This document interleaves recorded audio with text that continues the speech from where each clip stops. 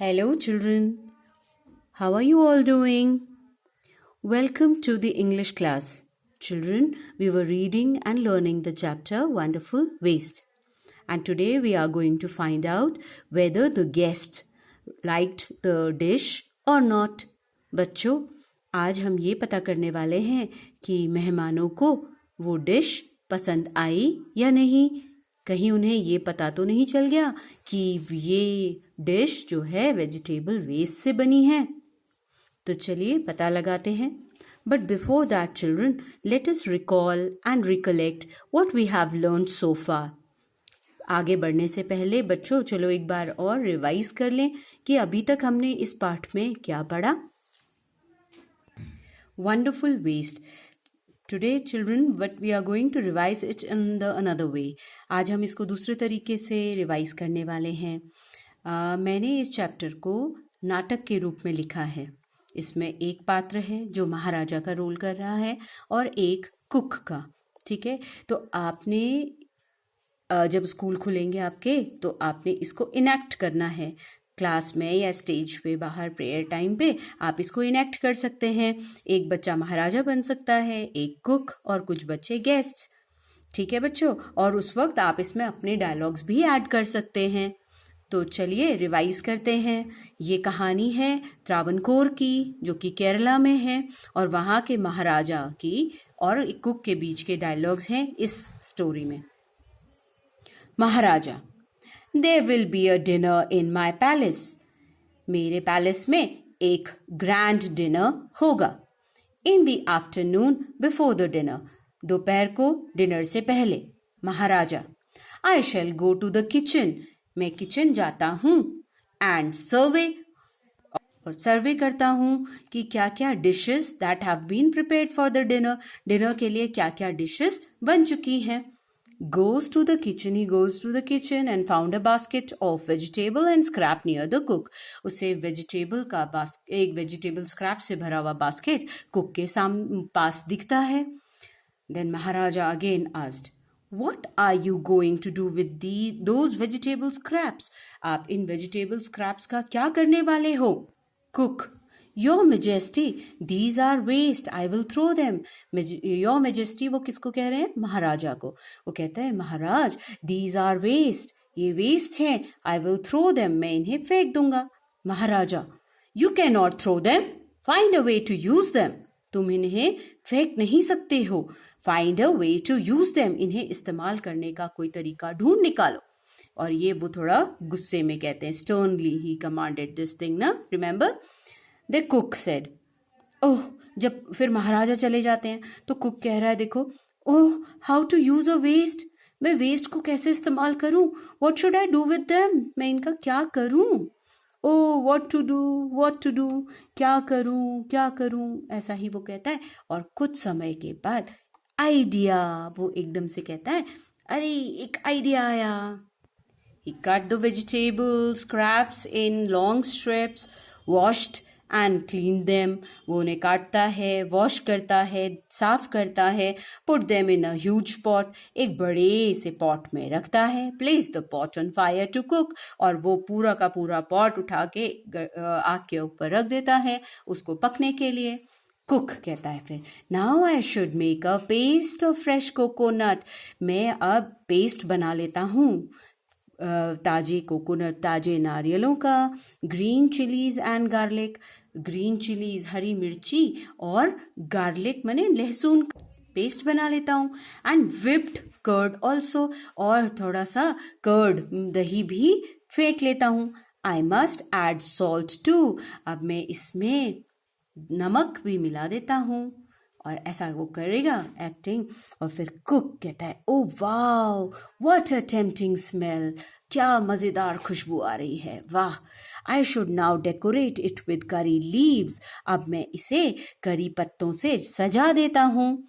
Now the dish is ready, अब मेरी dish तैयार है। In the evening he serves the dish to the guest, शाम के वक्त वो डिश को गेस्ट को सर्व करता है। बच्चों, तो हमने कहानी यहीं रोकी थी कल, और आपने ये पता लगाना था कि डिश खाने के बाद गेस्ट का रिएक्शन कैसा था, क्या उन्हें वो पसंद आया या नहीं। तो चलिए आज की सेक्शन ऑफ द स्टोरी में ये पता लगा लेते हैं.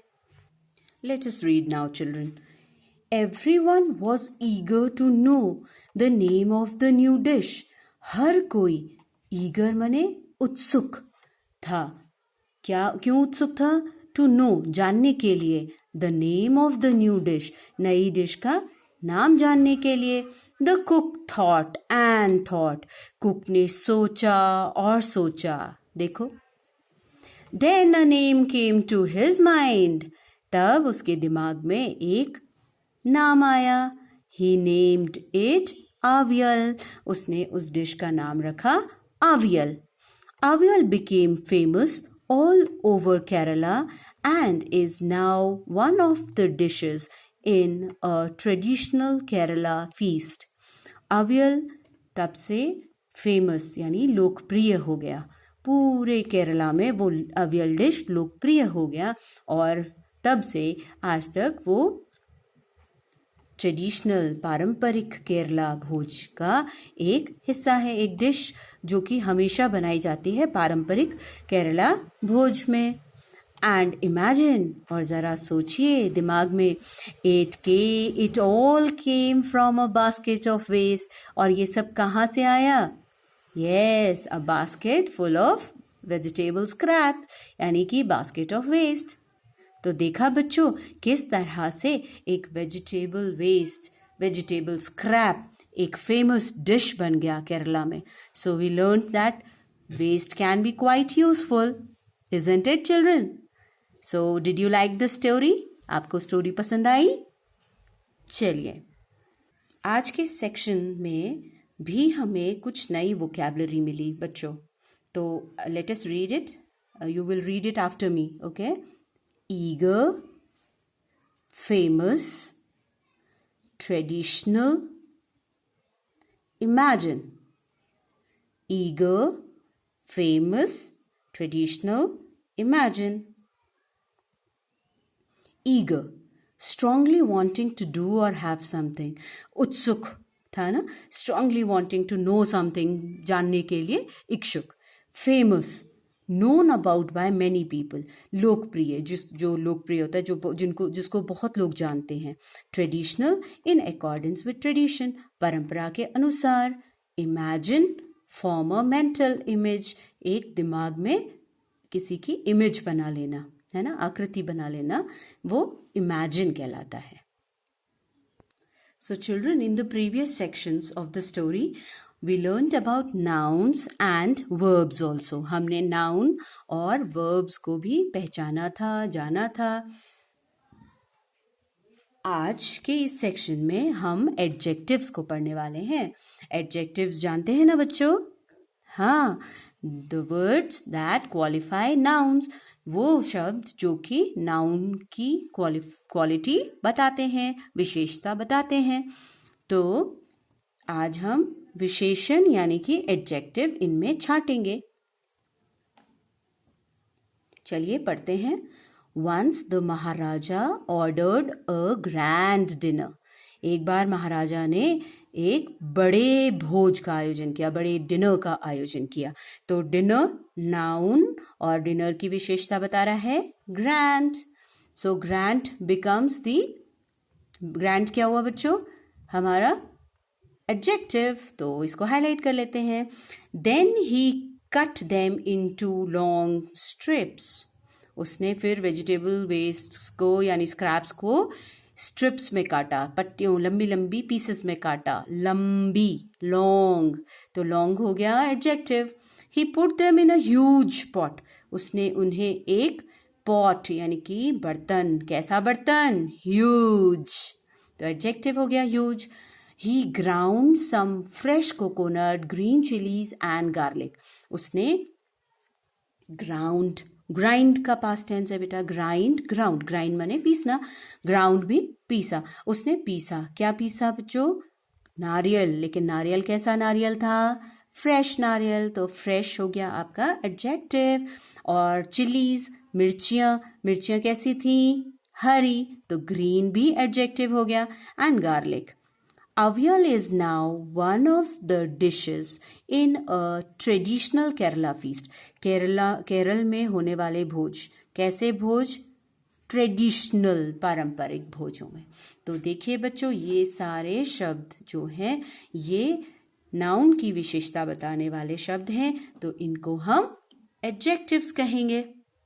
बच्चों, आज हम एक चीज और नई सीखेंगे, वो है होमोनिम। होमोनिम एक ऐसे शब्द होते हैं बच्चों जिनकी स्पेलिंग और जिनको प्रोनाउंसिएशन जिनका दूसरे शब्द जैसा ही होता है लेकिन मीनिंग डिफरेंट होता है। जैसे आपने वहां कंफ्यूज किया ना ग्राउंड में, हाँ, ग्राउंड शब्द जो था ना बच्चों, ग्राउंड का मतलब आपने क्या सोचा? मैदान। तो वो ठीक सोचा आपने, ग्राउंड का मतलब होता है फील्ड। लेकिन यहाँ जो ग्राउंड शब्द का इस्तेमाल हुआ है वो ग्राइंड के पास्ट टेंस के रूप में, ग्राइंड, ग्राउंड। ग्राइंड का मतलब होता है पीसना और ग्राउंड का मतलब हुआ उसने पीसा। तो देखा आपने, तो ऐसे शब्द इसी तरह से उसने पॉइंट किया, किंग ने पॉइंट किया ना टुवर्ड द बास्केट। तो पॉइंट भी बच्चों, पॉइंट का मतलब होता है डॉट। एक पॉइंट का मतलब होता है, ये बिंदी दिख रही है आपको, इसको हम डॉट कह सकते हैं, पॉइंट।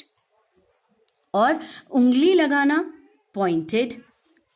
तो है ना मजेदार इंग्लिश भी? हाँ, तो और भी हम आगे नए चैप्टर्स में काफी कुछ सीखेंगे। तो hope you enjoyed this lesson. Thank you.